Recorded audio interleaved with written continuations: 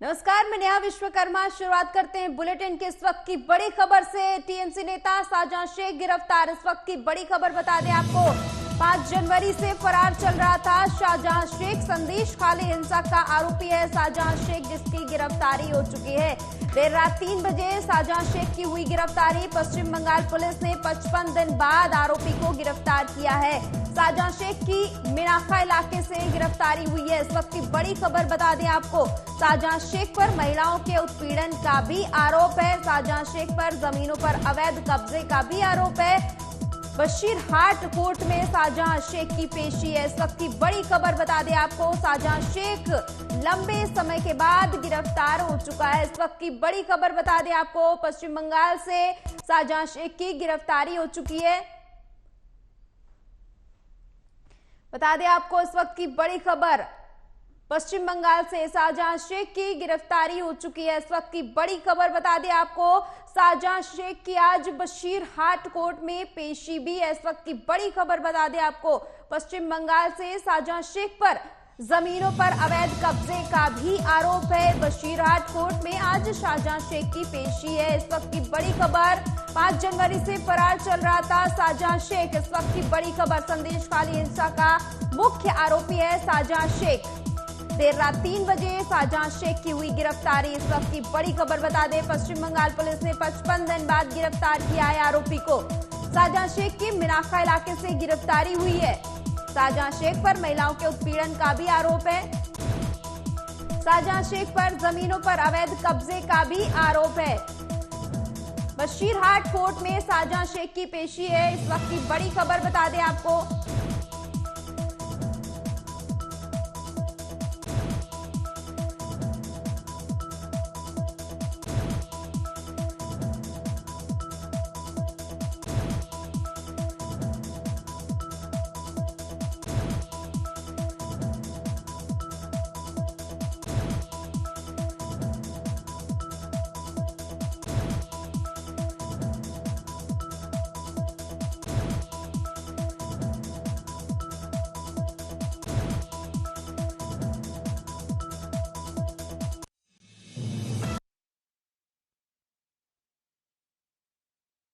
There have been many cases. I don't remember exact nitty-gritties of all the cases. There have been many cases after 7th, 8th, or 9th February. What are you But like I said, let me reiterate, all those cases which have been registered since 8th or 9th February, they pertain to incidents which had taken place 2 or 3 years back.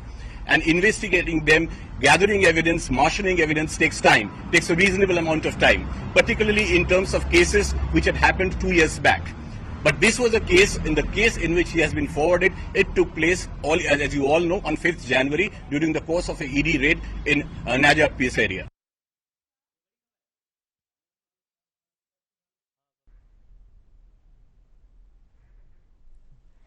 बता दें आपको, अब क्या सामने आएगा संदेश खाली का सच, क्योंकि 55 दिन बाद शाहजहां शेख की गिरफ्तारी हो चुकी है। बता दें आपको इस वक्त की बड़ी खबर, 55 दिन बाद शाहजहां शेख को गिरफ्तार किया जा चुका है। कौन है शाहजहां शेख? टीएमसी के संदेश खाली यूनिट का संयोजक, राज्य मंत्री ज्योति प्रिय मलिक का बेहद करीबी है शाहजहां शेख। ईडी की टीम पर हमले का मास्टरमाइंड टीएमसी का स्थानीय नेता है शाहजहां शेख।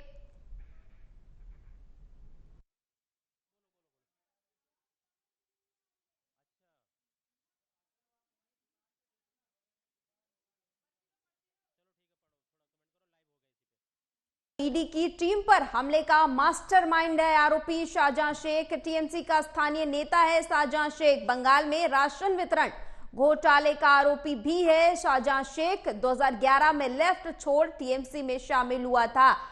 बता दें आपको, 55 दिन बाद शाहजहां शेख की गिरफ्तारी हो चुकी है, कोर्ट में पेशी होनी है। इसी बीच बता रहे हैं आपको कि शाहजहां शेख कौन है।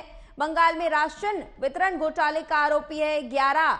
2011 में लेफ्ट छोड़कर टीएमसी में शामिल हुआ था शाहजहां शेख। संदेश खाली में अब तक क्या हुआ?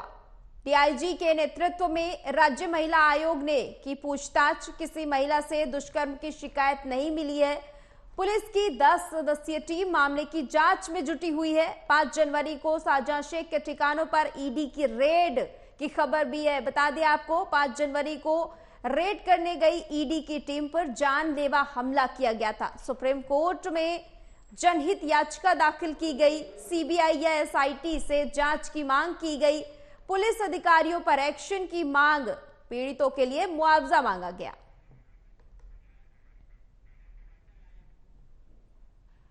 और खबर पर ज्यादा जानकारी के लिए संवाददाता नागेंद्र भाटी जुड़ चुके हैं। नागेंद्र, 55 दिन बाद गिरफ्तारी और इसके बाद अब बीजेपी के सवाल की संरक्षण में था शाहजहां शेख, ये बात कहां तक आपको सही लगती है? क्योंकि 55 दिन बाद संदेश खाली के इलाके से ही गिरफ्तारी कई सवाल खड़े करती है।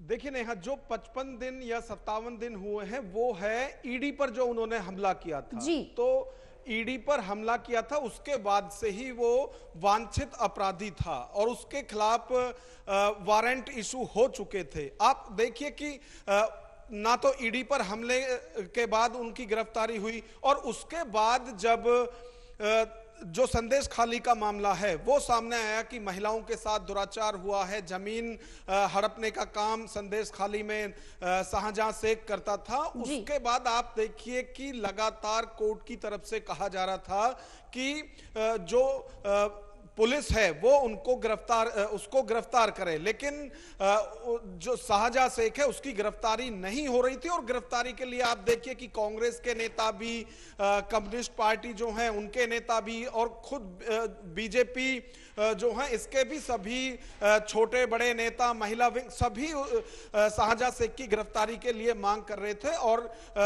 जो पीड़ित महिला हैं वो भी सड़कों पर थी, उसके बावजूद भी आप देखिए कि किस तरह का जो सरकार का उसको संरक्षण मिला हुआ था कि गिरफ्तारी नहीं हो रही थी। आप देखिए कि कल ही कलकत्ता हाईकोर्ट की तरफ से कहा गया कि सिर्फ पुलिस ही नहीं, उन्हें ईडी और सीबीआई भी उसको गिरफ्तार कर सकती है। उसके बाद आनन फानन में जो गिरफ्तारी हुई है, अब उसको जब पेश किया गया है तो जो बड़ी खबर है वो ये है कि 10 दिन की रिमांड पर उसको कोर्ट की तरफ से भेज दिया गया है। तो अब रिमांड पर पूछताछ होगी कि आखिर जो दोनों ही मामले जुड़े हुए हैं, चाहे ईडी का हो या फिर संदेश खाली में जो महिलाओं की तरफ से शिकायत की गई थी और एक बड़ा केस जो है वो संदेश खाली से है, तो उस पर भी अब पुलिस की तरफ से क्योंकि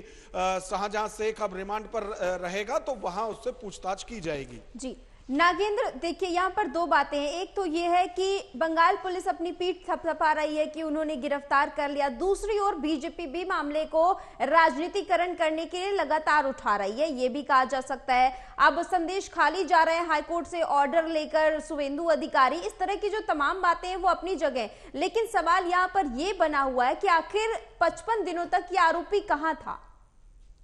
देखिए, पश्चिम बंगाल का जिला है उत्तर 24 परगना, वहां से ही गिरफ्तारी की गई है। और आप देखिए कि संदेश खाली जो है वो भी उसी डिस्ट्रिक्ट के अंदर पड़ता है, यानी जहां अपराध हुआ, जहां इतनी आग लगी हुई है, सियासी भी और सामाजिक भी, वहां पुलिस उसको नहीं खोज पा रही थी। और जब कोर्ट का दबाव हुआ तो उसके बाद वहीं से उसको अरेस्ट किया जाता है। तो ये एक बड़ा जो मामला है वो ये है कि वो छुपा हुआ भी वहीं था जहां उसने अपराध किया था या जहां से आरोप उस पर लगाए जा रहे थे, उसके बाद भी पुलिस उसे गिरफ्तार नहीं कर पा रही थी। और आप देखिए कि शुभेंदु अधिकारी की तरफ से भी ये आरोप लगाए गए हैं रात में कि पुलिस ने उसको रात में ही अरेस्ट कर लिया था, लेकिन उसकी गिरफ्तारी नहीं दिखाई थी। तो उसके बाद पुलिस की तरफ से अपने तरफ से सफाई दी जाती है और सुबह जो गिरफ्तारी है वो दिखाई जाती है वहीं से जहां